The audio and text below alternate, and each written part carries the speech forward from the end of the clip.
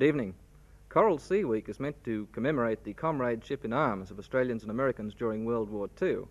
But unfortunately, some of the things we've done to our American visitors during Coral Sea Week seem more calculated to start a war between us and them. The latest incident, for instance, the escapades of Miss Sandra Hilda, who attempted to stow away on the Long Beach, is not likely to advance the careers of the American sailors concerned. But the most famous, embarrassing incident of all has been recalled by the arrival in Sydney yesterday of the United States aircraft carrier Bennington. From Garden Island Dockyard, Frank Bennett reports.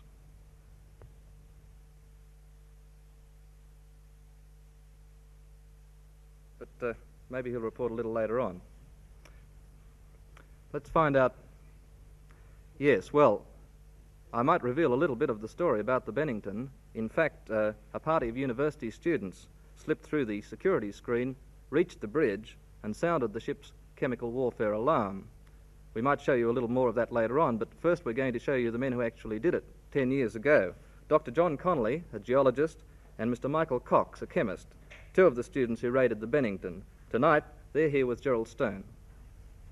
John, you were the alleged ringleader of this master act of piracy. How actually did it work? Well, we planned about 2 or 3 days before the commemoration day to board the Bennington with a party of 10 students dressed up as pirates. And we thought if we could hire a couple of rowing boats and approach the ship at the early hours of the morning, and presumably to board the ship from a rope ladder that we noticed hanging down from the side of the ship 2 or 3 days before the commemoration day itself. And we hired 2 boats, and 10 students dressed up as pirates rowed the boats across the harbour from Roscotter's Bay, and we managed to get to the side of the ship without being seen. And then we found out that the rope ladder was still there, and a party of us crawled up the rope ladder only to find that we couldn't enter the ship. At this time, we thought, well, we just weren't going to get on board. I think that Michael... Yes, Michael, what was your role in the plot? Well, only to agree with it as a good idea in the first week that it was envisaged, but I was rather sceptical of our success. I envisaged that they'd have boats parading the waters around the ship, and that we might get within cooey of the ship and then be taken in arms and marched ashore, which we all thought would be a lot of fun, and that's the way the plan was left the evening before the event. Well, tell me, what happened once you reached the bridge?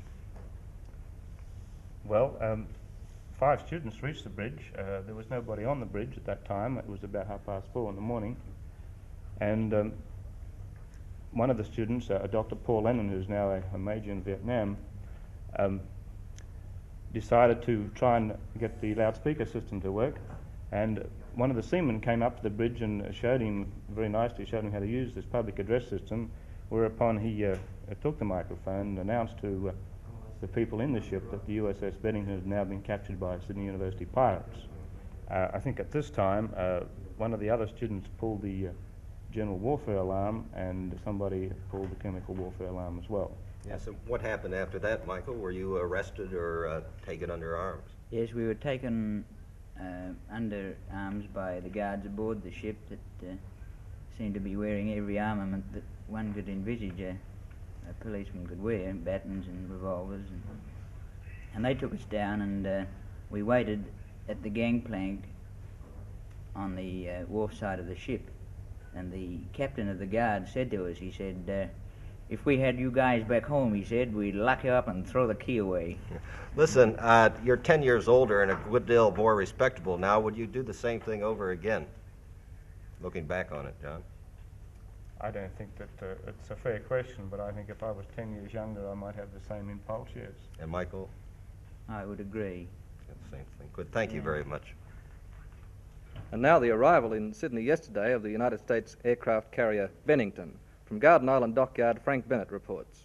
The 41,000-ton aircraft carrier Bennington is docked here at Garden Island in Sydney in exactly the same spot of 10 years ago when she was raided by a group of Sydney University students who, in the darkness of the early morning of May, sailed alongside, dressed as pirates, boarded her, and managed to reach the bridge where they set off the ship's chemical warfare alarm. and in doing so brought the entire ship's company on board to action stations. Although it all started out as a harmless prank by students on Commemoration Day, the repercussions were finally very serious, indeed tragic. After many months of searching inquiry by the US Navy Department up to Washington level, the skipper of the Bennington lost his command as a result of all this, and later he died, some say of a broken heart. Well, here's exactly what happened on that day 10 years ago. Well, the leader of the student party of 10 was a 24-year-old medical student who lived at King's Cross. They rowed to the ship's side and climbed up a gangway hanging down there and simply walked in on the ship. No one seemed to be on guard, he said. No one asked us what we were doing. We saw a guard and asked him how to get to the bridge, and he showed us the way, although he said you can't go up there. But we went, and he made no effort to stop us. One of the boys picked up a microphone and broadcast a message over the ship's public address system and said, "This ship has been taken over now by the Sydney University." Then he saw a lever on the bridge marked General Alarm. Someone pulled this, he said, and immediately there was a dull, buzzing noise down below, and things started to happen all over the ship. Sailors appeared from everywhere, and the officer of the watch arrived, and he appeared very, very angry. He called the Marines, and he lined up the students, and they were taken off the ship by the security police on the dock. "We could have blown the Bennington sky high if we had a bomb," said one of the students. A few days later in the press, the official US Navy statement on the incident said that the students had permission to go on board, but the students denied this later, saying, "Nonsense, we took the Yanks completely by surprise." The US Navy finally dismissed the affair, in public anyway, as a harmless prank, reflecting in no way on Navy security, they said. No charges were preferred against the perpetrators, they said. While some American papers back in America said the student prank showed that Pearl Harbor could happen all over again. But I did manage to speak with the duty officer, Commander Holland, about Bennington security in Sydney, 1967.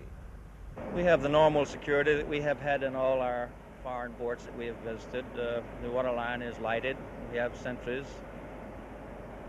stationed about the ship, and that's about it. Is it any more severe in Sydney than in other ports? No different. Same precautions here that we take everywhere else, nothing in particular for here. Do you have a boat patrolling or anything like that? There is a boat patrolling. It belongs to the dockyard here, I believe. Yes. So you think you're pretty well defended and you're keeping your fingers crossed? We hope so. Thank you very much, Commander. Quite welcome. Well, I don't suppose the Bennington incident could strike twice in 10 years. Still, it is Commem Day again this week, so there'll be a certain amount of fear and trembling, I guess, down there.